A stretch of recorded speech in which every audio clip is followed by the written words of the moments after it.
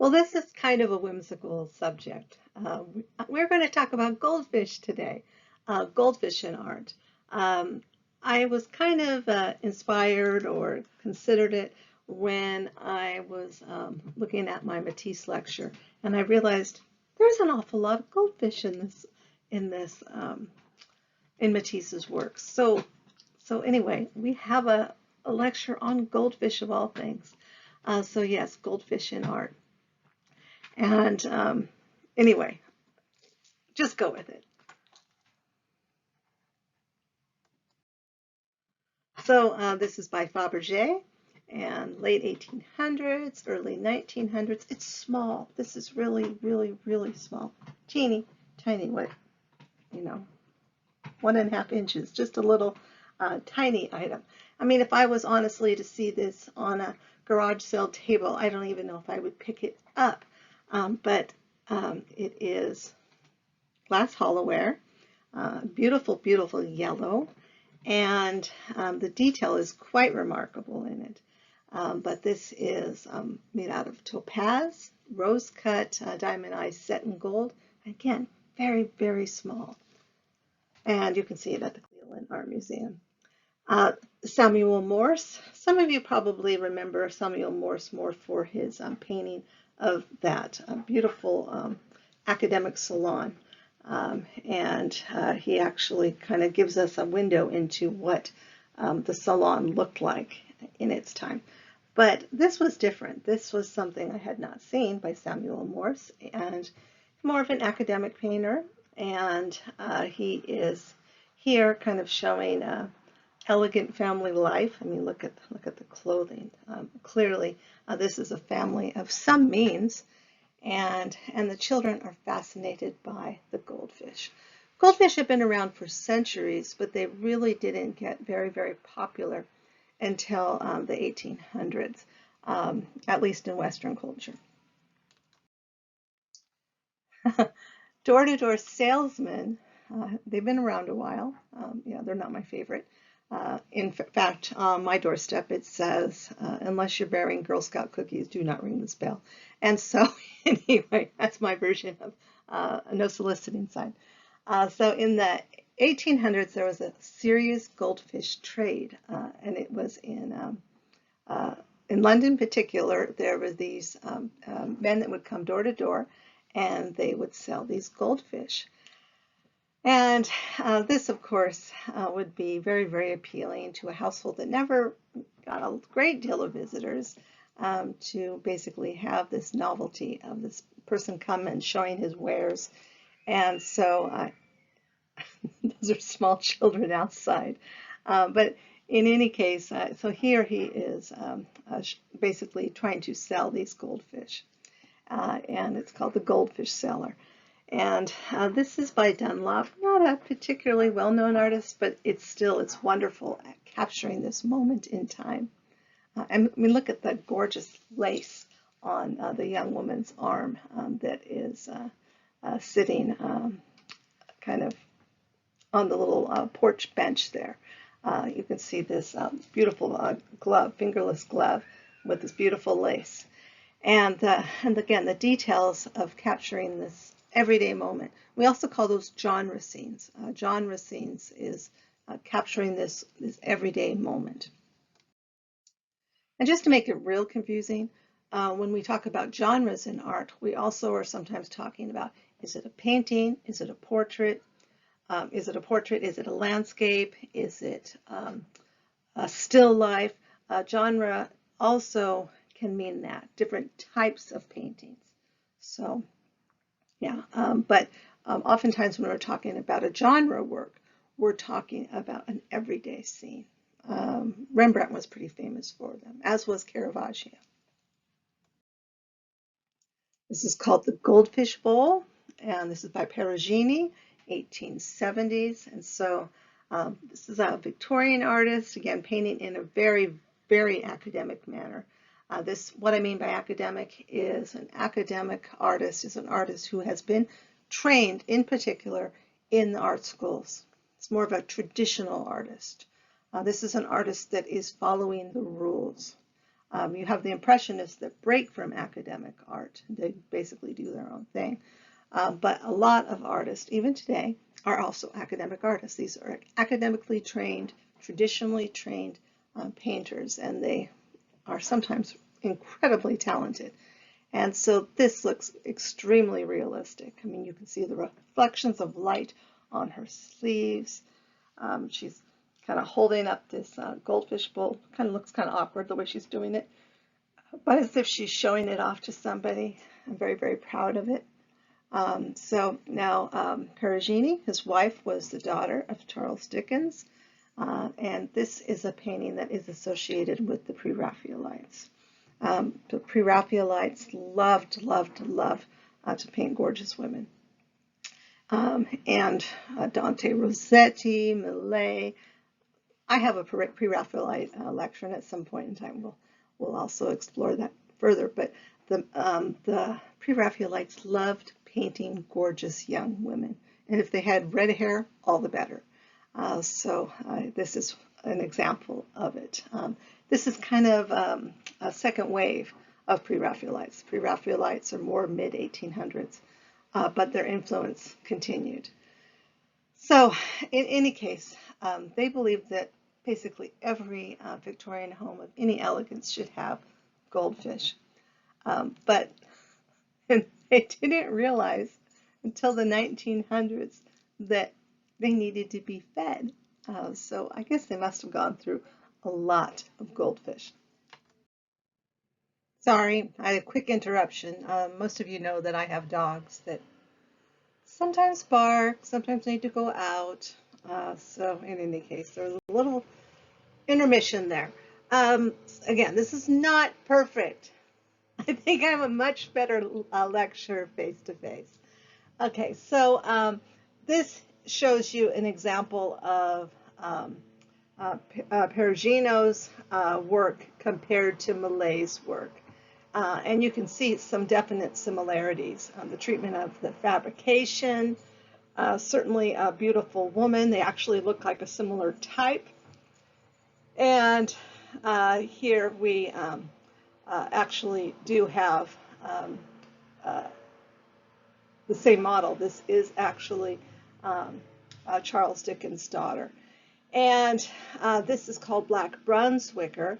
And this was a group of German volunteer group that actually helped out during Waterloo, during the Napoleonic Wars. And you see on the wall, there's a picture of Napoleon on that horse. So there's your little clue of what's going on there.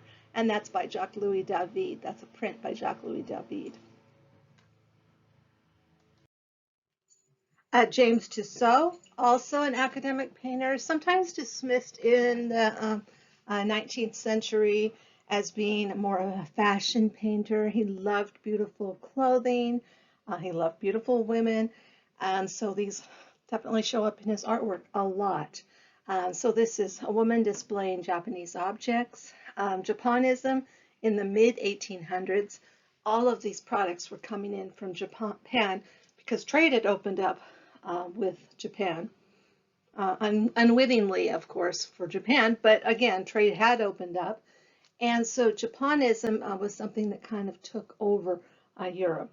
And so the painters, of course, also loved putting it in their art. The fashion was different, the palette was different. Sometimes when they were painting, the space didn't go in quite as much. But I didn't even notice the goldfish on this immediately because you're so taken with this beautiful woman here in Japanese dress, and of course she's showing this kind of Ming style vase and a lantern in her hand. So a little background about the introduction of the goldfish into the United States. This is going to be, all that trivia that you never thought you needed to know, but now you know. But in any case, this is around 1830. Captain Henry Foley Robinson, New York, returned with these pretty little fish, and he actually gave some to his friends, stocked his pond, and certainly, you know, he's kind of credited with being one of the first importers of goldfish into the U.S.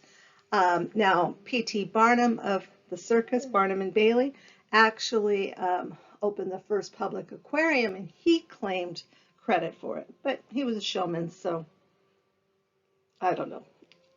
You decide. And they're native to Asia. The United States Commission on Fisheries received the first official import of goldfish from Japan in 1878, according to another source. So basically in mid-1800s is when they start showing up. Now, they're problematic now because they are not, they're a species that has actually interfered with other species and has become too invasive. So now it's a major problem. 1868 to 1912, they're unsure about the exact production date. These are 5 goldfish beads, Corning Museum of Glass. And so these are, you know, these little marbles, but they're really quite lovely. And so this is something, yet another form of goldfish in art. Here you can see some of the details. And if I didn't tell you that they were from the 1800s to early 1900s, I don't know that you would notice that. They look very, very contemporary. And this is a detail from Klimt. It does have that look of a goldfish. And so this is called Goldfish. And of course, it also kind of refers to the beautiful curve of a woman's body in relationship to a goldfish as well. Expressionism, Gustav Klimt, of course, is most famous for the kiss. And he is also associated with the Vienna Secession and Art Nouveau. On Art Nouveau, you often see women with basically waving, curly, or long and wavy hair. And that was very much part of the Nouveau aesthetic. Richard E. Miller, Goldfish Bowl. This is a detail, or kind of a close-up really, of a painting. Miller was an American impressionist. He's one of the impressionists that were following a lot of the ideas of Claude Monet, who they admired a great deal. Monet wasn't exactly delighted with the American impressionist, but again, he could be kind of grumpy. And also they admire the work of Renoir and others. But American impressionist basically goes into like the 1920s. Goes a little longer than, for instance, Monet's water lilies, late 1800s or into the early 1900s. And Impressionism is pretty strong still in the 1920s in the United States. So here you can see Child Hassam's Goldfish Bowl, 1912, and compare it to, here it is in full, Goldfish Bowl, Giverny School. And this was a group of artists that actually moved to the area around Giverny so that they could see a lot of the things that Monet was producing and a lot of the things that the Impressionist had produced. So again, it continues. You can also see Japonism in this as well. Both of them are wearing gowns that have a Japonism kind of a flair to it. So reflecting the fashion of the time as well. So again, goldfish introduced to Europe from East Asia in the 17th century. So they've been around in Asia a lot longer than in Western culture. Matisse starts using them around 1910s. So Matisse starts using these beautiful goldfish, and I suspect it's largely because of their color, not necessarily because he just loved goldfish. Matisse loved, loved, loved color, and the contrast of the blue water and goldfish. I just think it would have been very, very appealing to him. They appear in no less than 9 of his paintings. They show up in drawings, prints, and so he was producing these largely, again, in 1910, specifically 1912. Let's see. But you can certainly see that it was definitely a thing with him. And they're very appealing. I mean, I'd hang one of these paintings in my home. One of the things that makes Matisse so appealing is his gift as a colorist. First of all, he loved, loved, loved red. He largely said, I'm not entirely sure why, but yes, I do love red.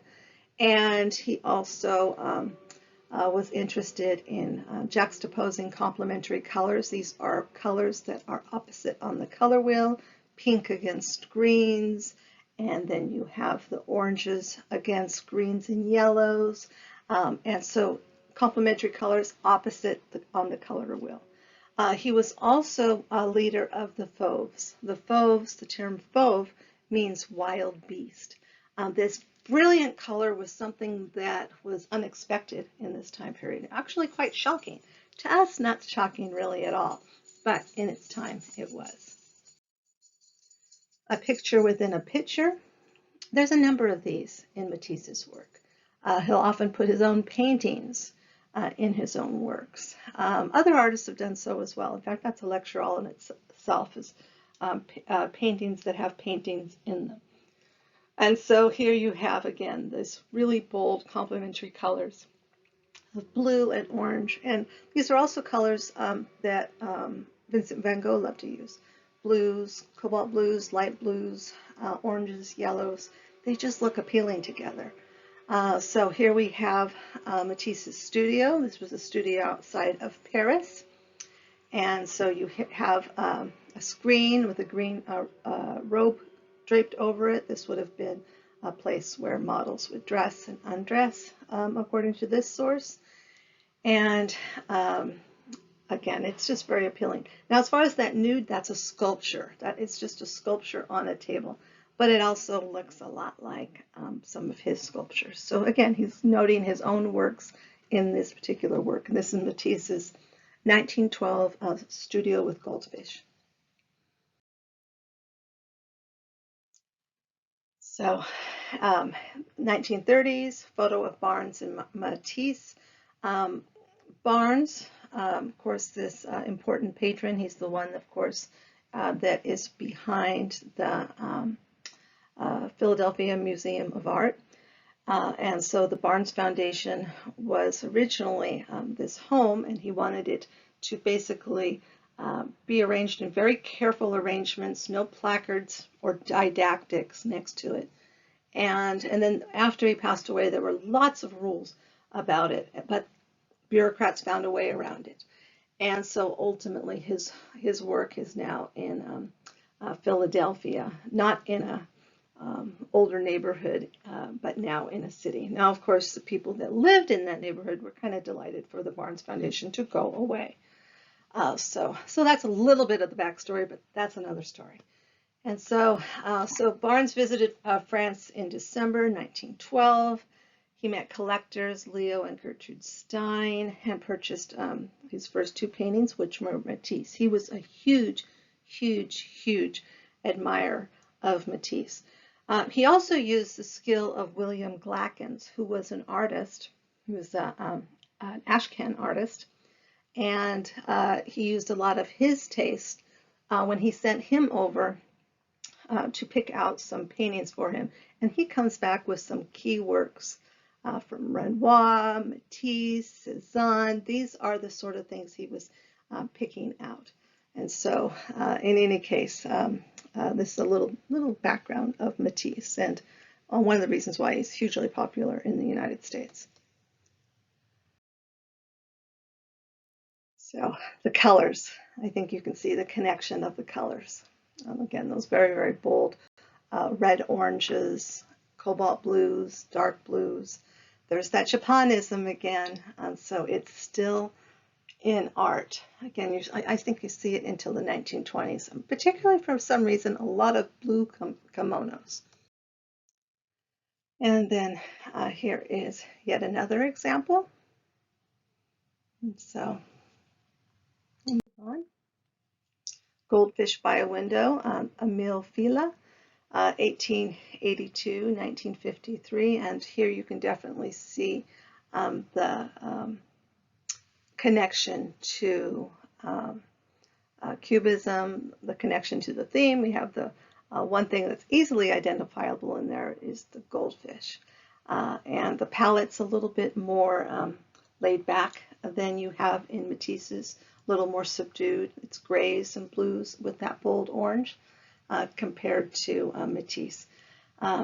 Do I think it's possible that he saw some of Matisse's version of Goldfish? I would say yes, definitely.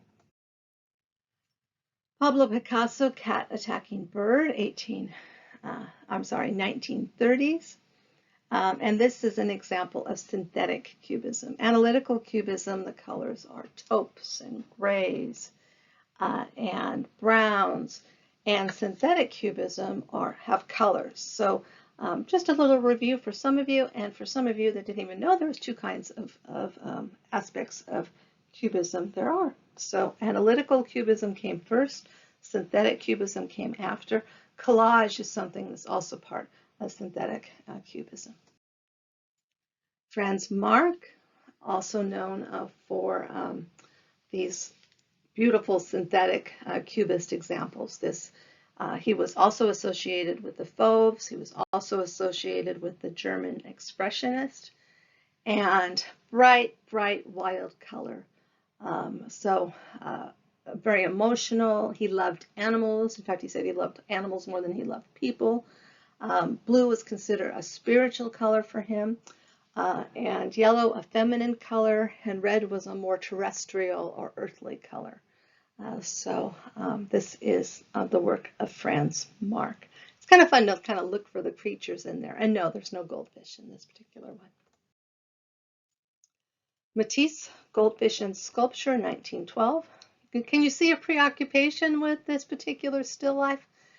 So yes, you do have here a figurine, and you have the goldfish bowl. And technically, a still life is nothing is living in it, and goldfish are living.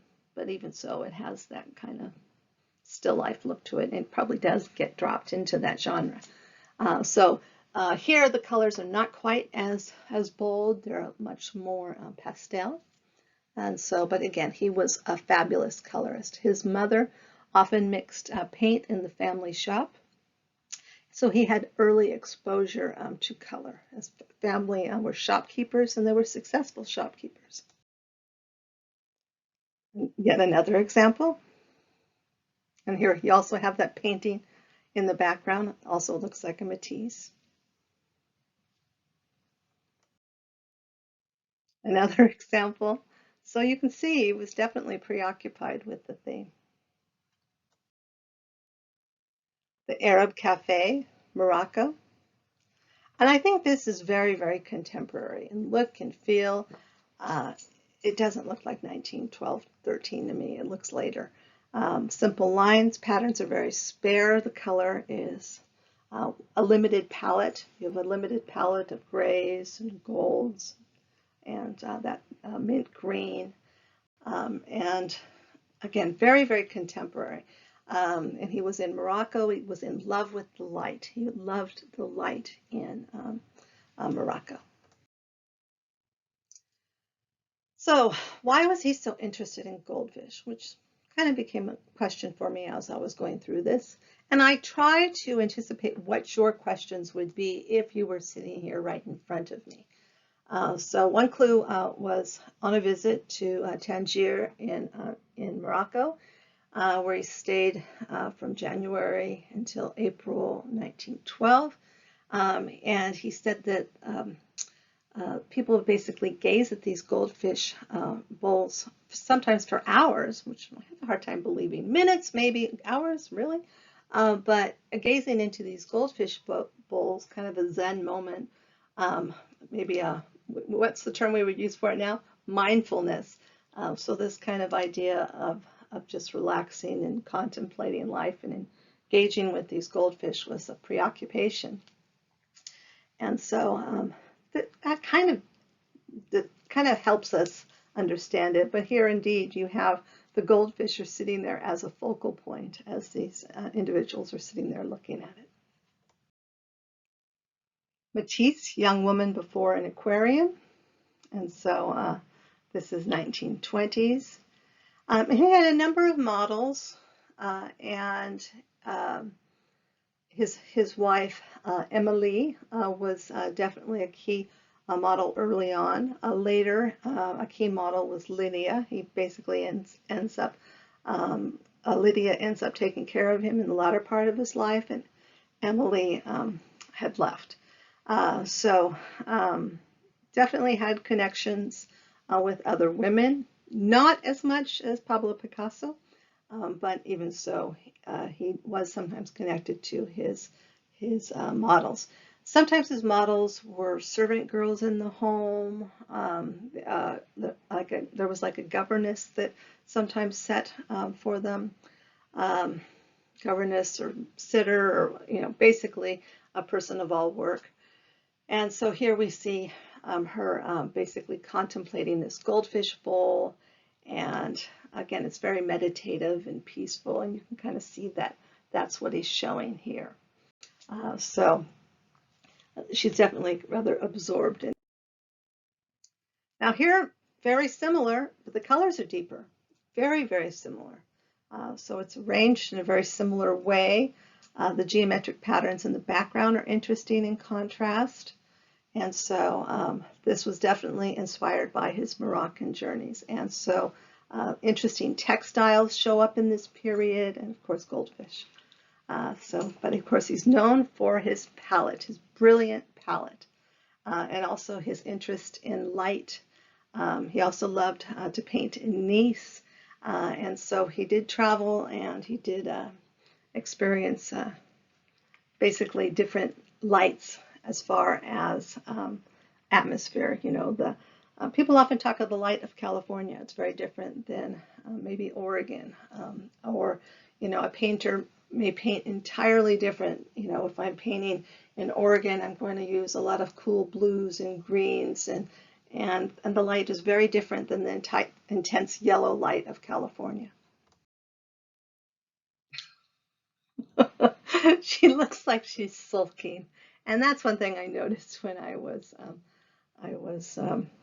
doing these. So yes, there is a sense of almost resentfulness that she's looking at these goldfish, or maybe she's thinking that these goldfish have such a simpler life than she does.